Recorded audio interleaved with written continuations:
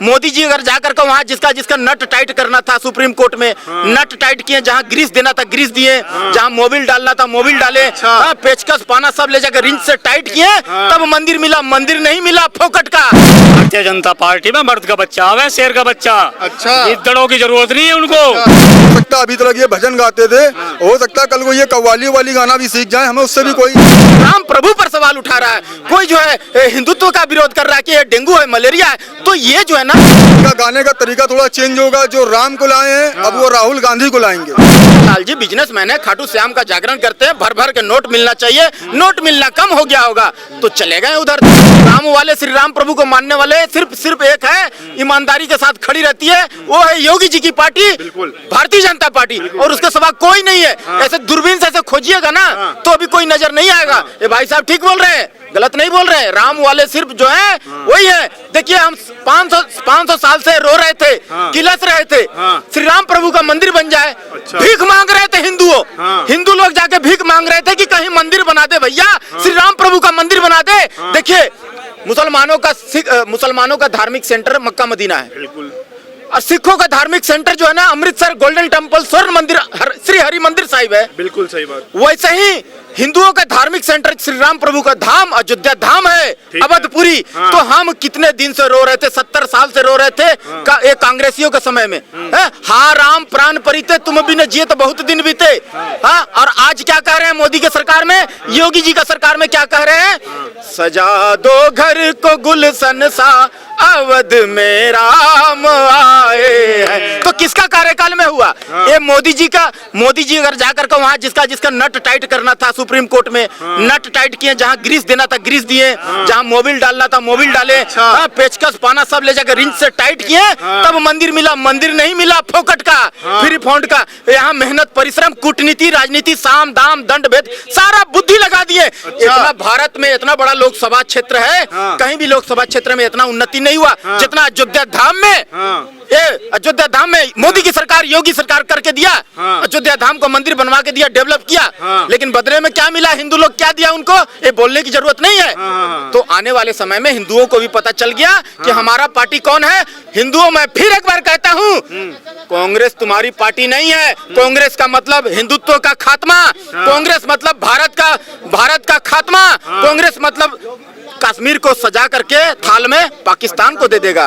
कांग्रेस का मतलब ये है मेरे भाइयों, कांग्रेस का मतलब 1984 सिख दंगा, कांग्रेस का मतलब गौ हत्या जो है ना उसका विरोध करने गए थे करपात्री जी महाराज, उन लोग 10,000 साधु संतों पर गोली चलवा दिया तर तर तर तर।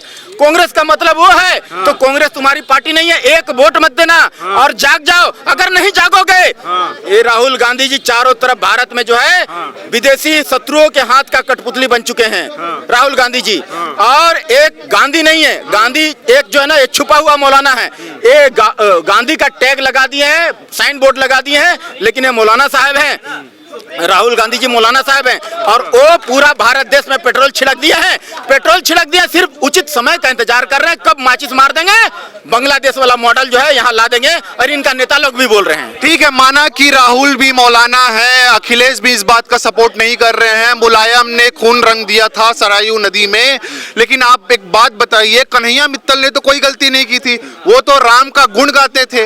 लेकिन वो जब राम का गुण गाते थे और भी कांग्रेस ज्वाइन कर लिए, तो इस बात से क्या तकलीफ है? देखिए नाचने गाने वाला पर हमको भरोसा नहीं है। ठीक है, वो जहाँ देखेंगे पैसा, बाप बड़ा ना भैया सबसे बड़ा रुपया, वो बिजनेसमैन है। अच्छा, तो बिजनेसमैन को क्या चाहिए, ना हिंदू से मतलब ना हिंदुत्व से मतलब, किसी चीज से मतलब नहीं है। अच्छा। उनको मतलब है ये धन से पैसा से। अरे भैया उसका परिवार मर रहा है, उसका वो चाचा का, हमको क्या मतलब, इसका बाल बच्चा मर रहा है, हमको क्या मतलब, उसका बहन बेटी उठा लिया जा रहा है, उसका घर बर्बाद हो जा रहा है, उसको जला दे रहा है, उसको मार दे, क्या मतलब। अपना जेब भरा रहना चाहिए, अपना बाल बच्चा सुखी रहना चाहिए, स्वार्थ सबसे ऊपर है। तो उनको बिजनेसमैन है, कन्हैया लाल जी बिजनेसमैन है, खाटू श्याम का जागरण करते हैं, भर भर के नोट मिलना चाहिए, नोट मिलना कम हो गया होगा तो चले गए उधर, थोड़ा ज्यादा मिलेगा, उनका गोद में जाके बैठ गए, पाकिस्तान परस्त लोगों का गोद में जाके बैठ गए। मतलब आप भी यही कहना चाह रहे हैं कि कन्हैया मित्तल अपने सेल्फ इंटरेस्ट, अपनी निजी स्वार्थ के कारण किए हैं? बिल्कुल सही बात है, जात के बनिए हैं। अच्छा, लेकिन हिंदू हैं। अच्छा। उस हिंदू होने के सम्मान करते हैं, लेकिन देशद्रोहियों के जाने का सम्मान नहीं करते हैं। अच्छा।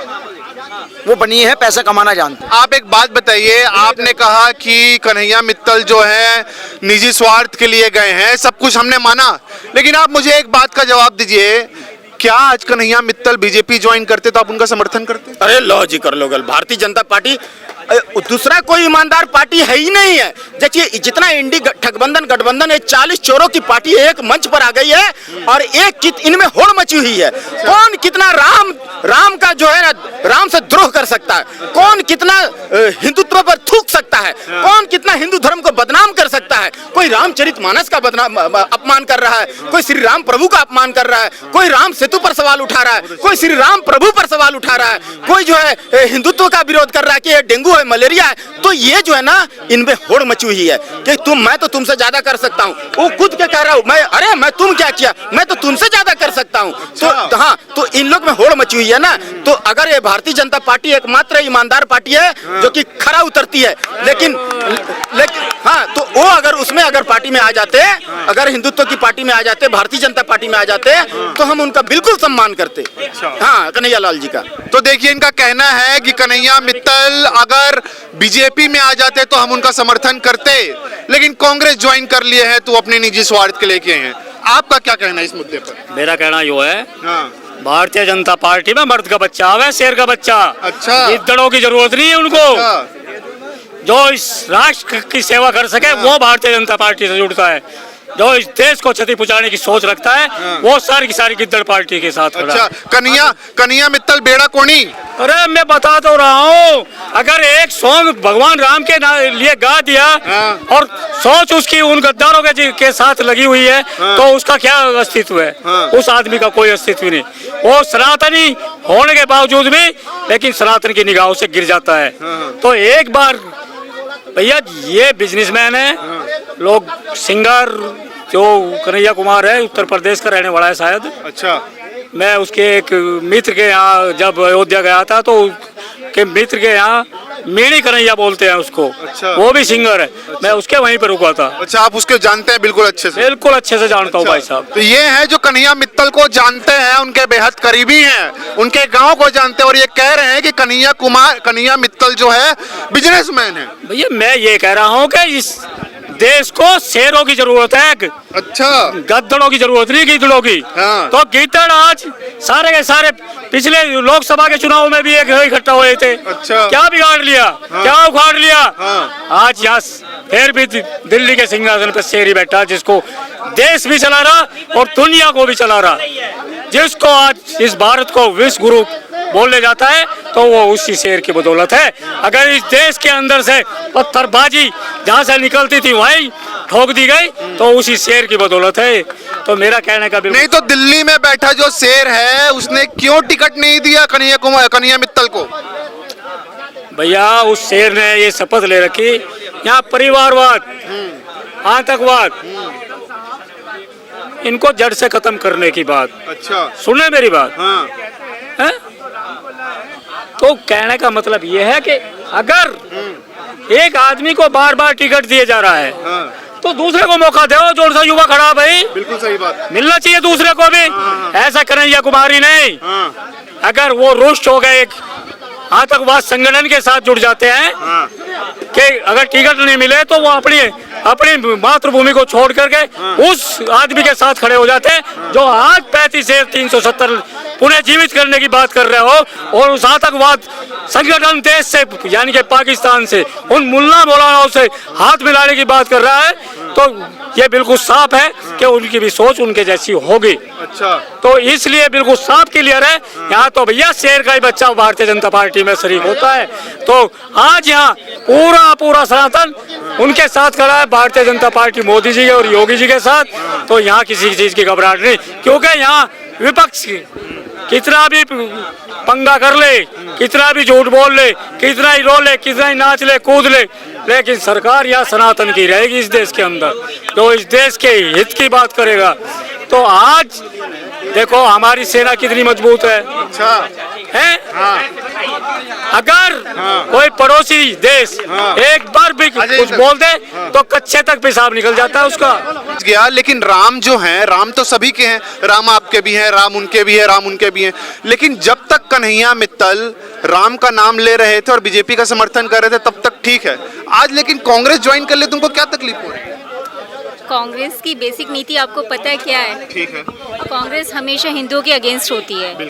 आज तक जितनी भी समस्याएं हैं सारी कांग्रेस की देन है। इसीलिए सिर्फ ये है कि बीजेपी का अगर कोई सपोर्ट कर रहा है तो हमें ये लगता है कि वो हिंदुओं का सपोर्ट करिए। आज से पहले कभी बीजेपी हिंदुओं का इतना खुल के किसी ने समर्थन नहीं किया था। आज जो जगह जगह हिंदू कुछ बोल पा रहा है, अपनी आवाज़ उठा पा रहा है, वो सिर्फ इसलिए क्योंकि आज बीजेपी सत्ता में आई है। तो इसीलिए अगर कन्हैया मित्तल जैसे जो भगवान का नाम ले रहे हैं, मतलब एक तरह से कह लो हिंदुओं की भावनाएं वो समझते हैं, तो उसके बाद वो कांग्रेस की तरफ समर्थन में जा रहे हैं, तो उनका जो वोट, उनको जो समर्थन करने वाले हैं उनके दिमाग में ये आएगा कि कांग्रेस भी थोड़ा बहुत ठीक है। मतलब एक तरह से कह लीजिए वो कुछ लोगों को काट रहे हैं। अगर हिंदू इसी तरह से कटते रहेंगे, आपस में बढ़ते रहेंगे, तो मुझे नहीं लगता कि कभी समर्थन मिलेगा और हिंदुओं का कभी कोई आवाज़ उठा पाएगी। आज बीजेपी है, बीजेपी समझ लो ये कह लीजिए हिंदुओं का कोई बोलने वाला है तो वो बीजेपी है। कहीं भी कोई होती है अत्याचार, बीजेपी ढंग से उठाती है। कभी भी देख लो, अभी कलकत्ता में हुआ लड़की के साथ, सिर्फ इसलिए किसी ने नहीं उठाया कि ममता बनर्जी है वहाँ, उनका अलायंस है। और कहीं होता अगर बीजेपी समर्थन मतलब उनकी सरकार में होता, सारे चील कौओं की तरह आ जाते। अच्छा बिल्कुल। अब ये लड़की नहीं है क्या? तो मेरा कहने का मतलब है सब लोग देख के बोलते हैं, और एक बीजेपी जो है वो केवल ये देखती है कि नहीं हिंदू है तो उसको हमें सपोर्ट करना है सिर्फ। तो इसलिए मैं कन्हैया मित्तल का अगर वहाँ जाती तो मैं अगेंस्ट हूँ। अच्छा, इसलिए आप ये कन्हैया मित्तल के अगेंस्ट है? वो हिंदुओं के अगेंस्ट है। अच्छा। उनकी वजह से हिंदू बिखर रहा है, बस सिर्फ इतना है। चलिए ठीक है। आप मुझे एक बात बताइए कि कन्हैया मित्तल ने जो अभी बीजेपी ज्वाइन किया है, कांग्रेस ज्वाइन किया है, आज तक वो जब कांग्रेस के बीजेपी के साथ था तब तक बीजेपी वालों को तकलीफ नहीं थी, आज उसने कांग्रेस ज्वाइन किया तो क्या तकलीफ हो गई? अब उनको देखें क्या होता है, चुनाव पर नाम आएगा पता चलेगा। लोगों को चाहिए इनको सबक सिखाएं। अब लोगों जनता भी लोगों के ऊपर है, इनको सबक सिखाएं एक बार। तो राजनीति करना भूल जाएंगे। जिस क्षेत्र में थे उसी क्षेत्र में नहीं, गाय के क्षेत्र में राजनीति करना भूल जाए, लोगों को चाहिए सबक सिखाएं।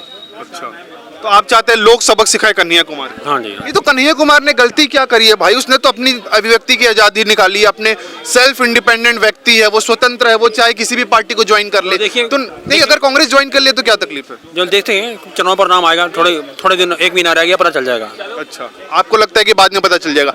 आपका क्या ओपिनियन है इस मुद्दे पर? देखिए, कन्हैया मित्तल ने अगर कांग्रेस ज्वाइन किया है, ठीक है, तो हो सकता है इसमें कुछ ना कुछ राजनीति भी हो सकती है, या उनको टिकट चाहिए हो कांग्रेस से, या हो सकता है कि उनको मोटी रकम भी मिल रही हो। इसमें कुछ भी हो सकता है भाई। वो पैसे के लिए गाना गाते थे, भजन गाते थे। ठीक है। भारत के अंदर एक अच्छा उन्होंने नाम कमाया, भारतीय जनता पार्टी का भी कई उन्होंने भजन गाए, राम को लाए हैं। तो ठीक है, अगर उनको कहीं ना कहीं भाई अच्छा रास्ता दिख रहा है तो चले जाए, हमें कोई दिक्कत नहीं है। हो सकता है कि उनको गाय खाने वालों के साथ बैठना पसंद आ रहा हो, कांग्रेस पार्टी के साथ। भाई मैं तो खुल के बोलता हूँ, तो जो गाय खाने वालों के साथ बैठ रहा है वो कल को अगर वापस आ गया, गाय को रोटी खिलाने लगा, तब तो भाई मैं नहीं मानता। ठीक है, ठीक है। कन्हैया मित्तल ने जिस रास्ते पे गए हैं हम उनसे नाराज नहीं है।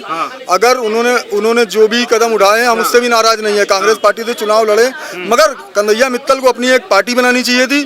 अगर वो निर्दलीय लड़ते तो भी वो जीत जाते। मगर ये इन्होंने कहीं ना कहीं गलत किया जो कांग्रेस में चले गए। उनके इतने भाई श्रद्धालु हैं, इतने भक्त हैं। मैं कह रहा हूँ खाटू श्याम के भी वो भजन अच्छे गाते हैं, अच्छे इंसान है। उनको अपनी एक पार्टी बना के एक निर्दलीय चुनाव लड़ना था, और ये बहुमत से चुनाव जीत जाते, इनकी सरकार बन जाती। मतलब निर्दलीय लड़ जाते तो कोई तकलीफ नहीं थी। हमारे जो यहाँ लोग हैं उनका कहना है कि कन्हैया मित्तल निर्दलीय लड़ जाते तो कोई तकलीफ नहीं थी, लेकिन कांग्रेस से लड़े इस बात से तकलीफ है। दूसरा मुद्दा ये है कि हम आपको ये पूछना चाहते हैं कि क्या ये बीजेपी का लॉस है, या योगी जी और मोदी जी को कहीं ना कहीं इस बात से नुकसान है कि क्या उन्होंने अब कांग्रेस ज्वाइन कर लिया? भारतीय जनता पार्टी को कोई नुकसान नहीं है। भारतीय जनता पार्टी के पास कन्हैया मित्तल जैसे कितने दिग्गज आदमी बैठे हुए हैं, ठीक है, और ये गए हैं कांग्रेस में। मुझे ये भी बताइए कल कहीं ना कहीं लौट के आएंगे।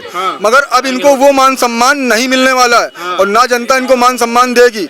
हो सकता है अभी तक ये भजन गाते थे, हो सकता है कल को ये कव्वाली वाली गाना भी सीख जाए, हमें उससे भी कोई वो नहीं है। हो सकता है ये मजार पे कव्वाली भी गाएं। तो कन्हैया मित्तल से हमारी कोई नाराजगी नहीं। ये आज का सबसे बड़ा मुद्दा यही है जो निकल के आ रहा है कि लोगों का कहना है कि कन्हैया मित्तल अब तक भजन गाते थे लेकिन अब गाएंगे कव्वाली। अब ये बिल्कुल गाएंगे। अब इनका गाने का तरीका थोड़ा चेंज होगा। जो राम को लाए हैं अब वो राहुल गांधी को लाएंगे। अरे इनका सिस्टम अब ये बनने जा रहा है। मगर ये गलत फहमी में है, ऐसा कुछ नहीं है भाई। पैसा और सीट के चक्कर में ये गए हैं, इनको टिकट के लालच में इनको बुलाया गया। जो भी अंदर की बातें हैं मैं खुल के नहीं बता सकता, मगर कन्हैया मित्तल जी गलत जगह गए हैं। जिसके बाप दादा ने 24 वकील राम मंदिर के विरोध में खड़े किए, जिस राम का आपने भजन गा के आप पॉपुलर हुए, आपने कन्हैया मित्तल जी कहीं ना कहीं कुछ गलतियां करी हैं और उस गलतियां का खामजामा आपको जो है आगे चल के भुगतना पड़ेगा। कभी ना कभी आप लौट के आओगे तब आपको महसूस होगा कि जनता हमको नकार रही है। तो लगता नहीं है आपको कि योगी जी को अभी इस बार टिकट दे देना चाहिए था कन्हैया मित्तल को? नहीं, देखिए टिकट की कोई बात नहीं थी। अगर ये टिकट के लिए बोलते तो उनको टिकट भी मिलती है, ऐसा नहीं है। पार्टी में अगर ये आना चाहते हैं, अब 21 रीजन से गए हैं। राहुल गांधी ने इनको भाई कौन सी जड़ी बूटी सुंघा दी इसका अभी तक कोई पता नहीं चला है। मगर ये कांग्रेस में गए तो कहीं ना कहीं कुछ तो अंदर की बातें हैं जो अभी समझ में नहीं आ रही है, मगर आने वाले समय में समझ में आएगी। क्योंकि अब कन्हैया मित्तल ने अपनी रेपुटेशन डाउन कर ली है। अच्छा जी। और आगे चल के कांग्रेस पार्टी तो कहीं से बन नहीं रही है। आपने देखा जनता पूरी तरीके से जाग चुकी है। उत्तर प्रदेश भी पूरी तरीके से जाग चुका है।